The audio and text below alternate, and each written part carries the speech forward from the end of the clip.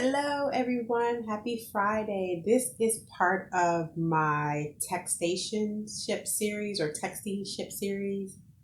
Um, so we're going to go with, I have two, maybe even three. Um, I may just do one, I may do all three or two of them. So essentially, I told you I stopped dating for a period after my ex fiance. That's like 34, I guess. So for about 1 to 2 years, I just was like literally, I was not on a dating scene at all. I actually had an issue with black men. Not anyone in particular, but I really associated black men with danger. And I don't know if anyone, I forget, my son is doing AP psychology right now, but it's one of the psychologists who talks about I forget, is it behaviorism or something like that, is when um basically people respond. I think it was with the dogs where they respond to maltreatment, and so they're conditioned when they see certain sort of patterns or certain sort of signs, they give the conditioned response. So sorry, I'm sidetracked. We'll talk about that in another time or something like that. But let's just talk about texting ships. So I want everyone to be careful. Like I told you, I kind of segued into dating via online dating, and plenty of fish. Ooh, it triggers me to hear plenty of fish is just ooh, that's a doozy. So I end up, like I said, I learned from a few years ago, you don't put everything in the profile. Because I did research mode when after my breakup. I was like, what just happened? And I like literally start like, de-engineering or re-engineering. Like I was trying to figure that out. It was crazy. So I got back into dating via online dating. Very still kind of, there was a sense of hopelessness, but a little bit more hopeful. And so I put up my profile, not too much, not too little. I'll go through you guys how to set up your profile. So we don't want to catfish anyone. Women and men, we want to make sure we have current photos. We want to make sure we have a headshot. Like I'll go through there's certain things I think that is good for a good profile as far as like pictures and even just how you write up your profile. So it was funny, not too funny, because then I can get put in a goofy, uh, you know, uh, category. You don't want to be too spiritual because then they think you don't have fun. So it's like this balance. You want to be yourself, but it's just, it's a balance with it. So again, I put in, I would love to get married. If at the time, if anyone's interested in having at least one kid, or if you already have kids, that's perfectly fine. Um, so I meet this guy. I read his profile; it was really good, and he had pictures of his son. So you probably won't see me with pictures of my you probably won't see me with picture. Wow, it's super loud. You probably won't see me with pictures of like my son, or if I had kids, um, you probably won't see that on my profile. I'm kind of mixed about that. It really depends, I think. But I thought, and he was so like, I'm focused on I'm a single father. I have full custody of my son. There's no issues with the mom, and do this, that, and the third.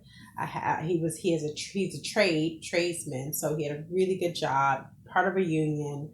Um, I was like, wow. He's a few years younger than me, but I'm like, wow, this is really, really. Want to reach out to the person. So I looked at his profile, and then on POF, I forget, all these sites are starting to, some people are trying to be so new with some of these sites, and it just messes things up, at least for simple people like me. So I think I winked or flirted or whatever you say, like, I'm interested. Are you interested in me? You're hoping that the person will kind of either respond or wink back. Or maybe I just say, hey, how are you? I forget. So, anyways, we started to talk, talking via the POF website. And finally I was just like, would you like to talk like on the phone? Like, that's just, I'm not, because I'm really not good at, anyone knows me, like, I'm still trying to get my new phone switched out because I have a prepaid phone, and that's been a whole, like, I've kind of been without a phone for the last 3 months, kind of like seriously, or not that long, but it's been a while. And I'm trying, I have a prepaid phone, so I'm really not good texting. I don't have the patience for that. And I don't know. My phone is never really kind of like on me, whatever. So I'm like, can we just old school call? Like, I don't have an old school phone, but I'm like, can we just call on the phone? I know everyone's snappy chat and, they have their relationships via text now, but I'm like, listen.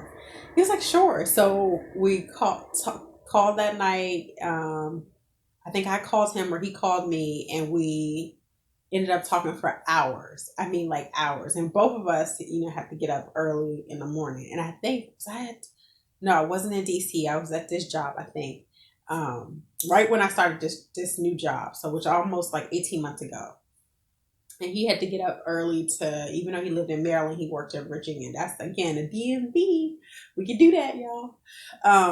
So just really, really, really good conversation. Now, I'm going to tell you, there was some things it should have been a little like yellow flag. It should have been some sort of flag. I'm not saying it should have been a red flag, but some things came out. What I know to tell you guys, I would not talk about my exes especially the first conversation or the first few dates, or really ever, unless they ask pointed questions.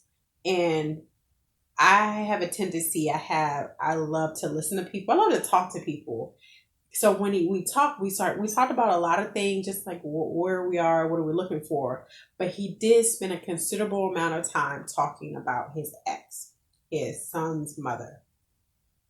And that should have been, and I didn't think anything of it, but it's almost like, and then not only was he talking about his ex, but he also was talking about a girlfriend, a living girlfriend, who was like back and forth with some sort of foolery. So again, not what, those are double ears. Something should have went off in my head. But I was because the whole thing about dating now and just being older, in your 30s, in your late 30s at that, is like the fact that you don't think you're going to find someone, then find someone that you can actually converse with and talk with, and you have sort of similar personalities. It's like, I can see how people get into making compromises or compromising things in their relationship, and then you get in a whole world of hurt, because it's so rare. I don't think people understand, to really find someone that you have like a chemistry and connection with, not physical guys, but I'm talking about like literally, like I can sit down and we can have breakfast together or go on a walk and, not be lost for words. And so we had a good conversation, but I noticed that he took up most of the conversation.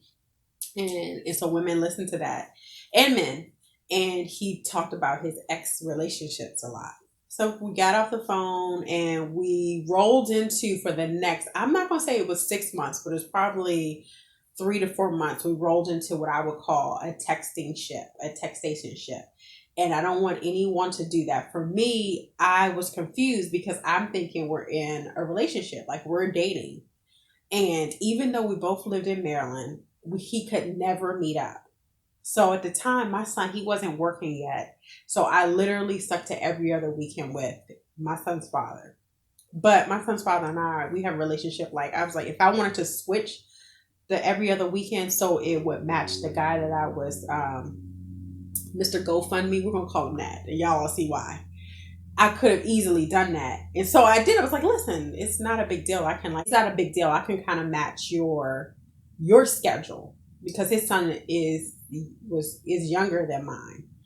It's no biggie. But he was and that's what I did. So we would have plans to meet up, and it'll be like every time we had plans to meet up, it'll be something with his dog. And I'm not saying, I'm just throwing this out there, guys. These are all signs. I'm gonna do a recap at the end of this. It was something with his dog. One time it was, my dog is sick, so of course he had to take him to the vet, and, I'm like, okay. And plus, since he worked early, I'm like, you don't have to run back out. Like, I get it. The next time it was like my dog, I don't know, it was something with his dog. My dog got,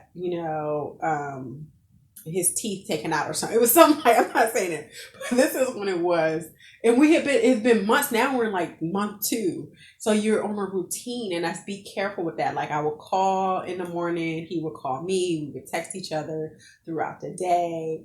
And I don't have a job where like I'm constantly on the go. So I would have to like go to my car or try to find a phone or something. So I was literally doing that. Did we email? I don't know if we emailed, but we text and called. So like we were on a routine.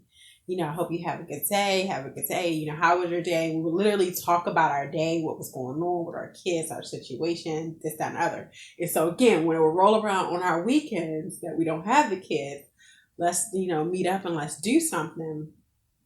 It was always like something. And this is the last one, probably towards, and this goes into months. And I got myself into this, so I don't want anyone else to do this. If you cannot meet up, especially if you're doing online dating, in a reasonable amount of time. So even the same for a lot of folks that are single, you don't have kids. If you can meet up the same day, go get a drink, go get a cup of coffee. Do not meet at anyone's house. First of all, do not meet at anyone's house. Do not meet at anyone's hotel. Like if you're not looking for a relationship, you just want someone to hook up with. I mean, I guess you all can figure that out. But if you're really, for me, I'm looking for a relationship and a marriage. And especially at that time, I'm like, I want to get married. I'm going to give it, give it the old, I'm going to try. So it would always be something, but we're I think it was like rolling into month 3 or 4, I forget, but it was a long period of time where we had this routine. So for me and for some women out there, and maybe even some men, I felt like, okay, this is my boyfriend, but it's like, I knew enough to know that's not my boyfriend, but it's just like you're doing relationship like things. You're giving support, your long conversations, you're talking, you can do it, good luck on that assessment today, like all those things.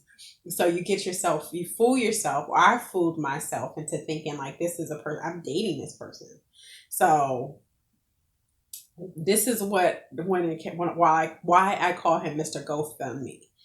That time when I was with my ex-fiance, we took this class. That's like the last leg of our relationship. And in the class, they asked you to fast or to give up something. And I gave up Facebook. I'm not on social media like that anyways, but I gave up Facebook and I ended up giving up Facebook for 4 years. This textationship, this relationship in my mind got me off of the Facebook. And let me tell you why, because we were supposed to meet up again. And it was like my dog got hit by a car. It's not funny. And the dog is okay. My dog got hit by a car. So I'm like, oh, you know what I mean? I'm like, oh my goodness, is he okay? Are you guys okay? And he's like, I used up all my savings, for the other thing that pet insurance doesn't cover everything. So maybe in my mind, I'm like, okay, for him to use up his entire savings, and this is what he's telling me, all those other dog incidents must have been true. And so he went into all this like technical stuff that or medical terms that his doggy had, and and he did send me a picture, and the dog was in a collar. Oh, poor baby, and something, the hand, he had to get his hand amputated or his paw. It was something really sad. So for me, it's like I know that people go on their social media and they started GoFundMe. So I say, you should do that. Like, if you don't have it, like we're single parents, we don't have any pride. Like if you need help and you don't have the funding, your pool of friends should help you.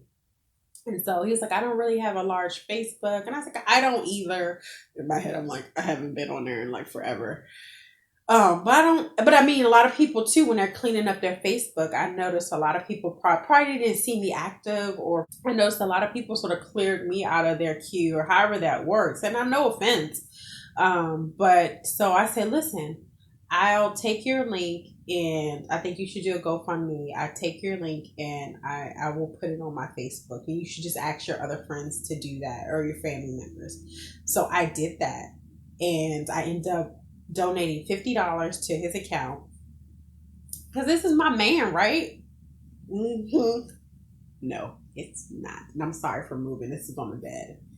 So he's like, oh, thank you so much. That is so sweet of you. You're just really sweet. And thank you. So we end up, he's like, so that next weekend, we end up meeting, if anyone's familiar with the Jaspers in Largo, or what is that called? Ardmore or off of 202. We end up meeting there or whatever. Because that's like a happening place. I mean, I don't know what's going on, but that was like a good place. You know, it's lively, good food. We end up meeting there. And again, this is before, I'm saying all of this for a reason, guys. So I thought, I looked okay. I didn't know I had gotten to be 230 something, but all of my pictures on my dating profiles were accurate. I didn't have pictures from like 15 years ago when I, was like a size 6 or something, or 8. I had accurate pictures and I was, I guess, a size 16, 18. So he saw me. I thought I looked nice, and we had a great time at dinner. And I'm like, we should do it again. He was a gentleman, paid for the meal, and then after that, he ghosted me. Like he ghost. No, so okay, we were supposed to meet up again the next following weekend, and again his plans fell through. But he was like, "Do you want to come to my house?" And at the time, I was driving my son around. He was going to Annapolis Mall. If anyone's familiar with the area, with some friends he just made here, and I'm like, I don't want to meet at anyone's house. Like, I don't want to go to your house.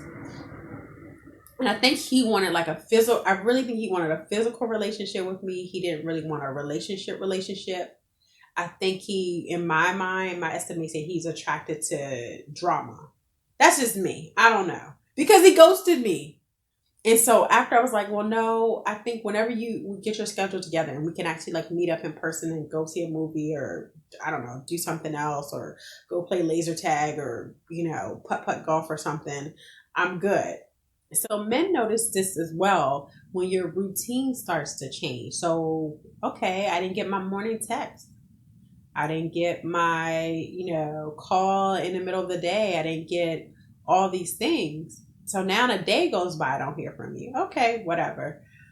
2 days. And that's what happens. Is like when you build a routine with someone, it starts to play in your mind. You haven't had any conversations with this person about the state of your relationship and where you all are. But and I had stopped. I wasn't going on that site or any site to see anyone else. I was like, okay, doesn't take all day to recognize sunshine. Let's just do this. So he proceeds to ghost me. And then I started to get worried. I'm like, is everything okay? And I remember our last conversation was, I called him and he picked up, and then he hung up the phone. So at that point, I was just like, okay, I get the message. So I want to tell you where I went wrong here and where I don't want you to go wrong. I don't want you to think that you're in a relationship with someone just because you're texting them on a regular basis. I also don't want you to do what I did. I don't want you to text anyone. I don't want them to get familiar with you, and you're pouring, some people that pouring out their life stories when it's like a long text, and it's, or FaceTime or this, that, and the third. If you don't meet the person in person, one, that's the gauge your physical attraction. That's the assumption I'm making. Like, maybe he saw me and he was like, okay, she's fat, or she's a big girl, or whatever they call her. Like, she's probably be good for just, to keep me warm. It's getting cold outside, but I don't want to have a relationship with her. Or she seems like she's on like she's trying to be stable and mentally, emotionally get herself together.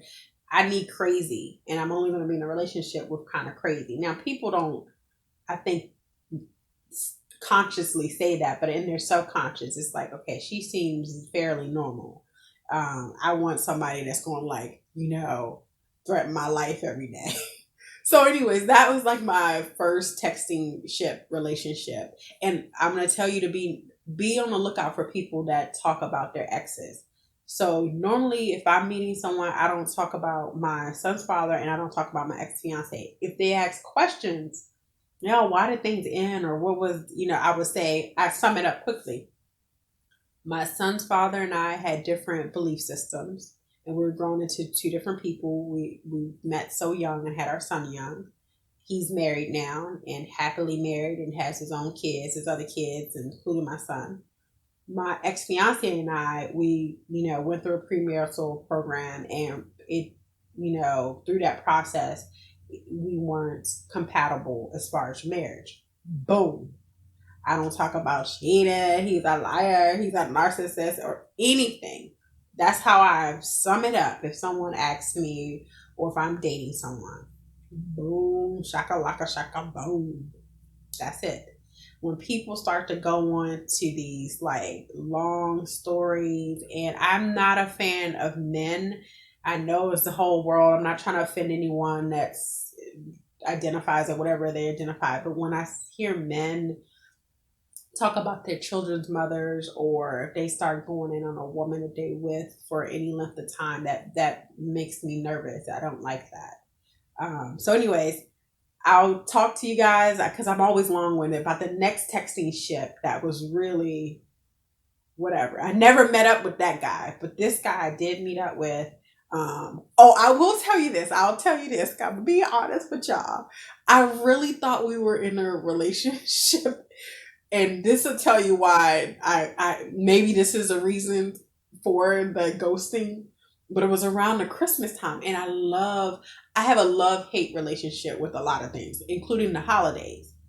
Um, but I love the smell of Christmas. I love what Christmas means, from a spiritual, like the birth of Christ, to just that time of the year. It just seems so hopeful, and I don't know. I love the smells, and so I always, when I'm have good time management, I send out traditional cards, like the hard cards, not the hard, but the physical cards. So I wanted to send him a card, so I looked up his information online. I sent him a Christmas card. So I kind of think a lot of times that could have been the reason as to why he ghosted me, which is on me. Don't do that. Don't do that. If you want to send someone a card and you just met them, say, "Do you feel comfortable?" And don't be offended if they say no. I kind of want to surprise them, but again, in my mind, I'm thinking this is a match here. I will tell you this: just recently, maybe a few months ago, I got an email, like a refund from GoFundMe. Now, a lot of my bank information has changed, so I don't know if it actually went into my account. So I'm making an assumption that maybe he felt bad about that and he tried to refund my $50. I don't know. But listen, guys, texting ships, no. We say no to texting ships. We don't do those. If we don't meet in person in a reasonable amount of time, we end the communication.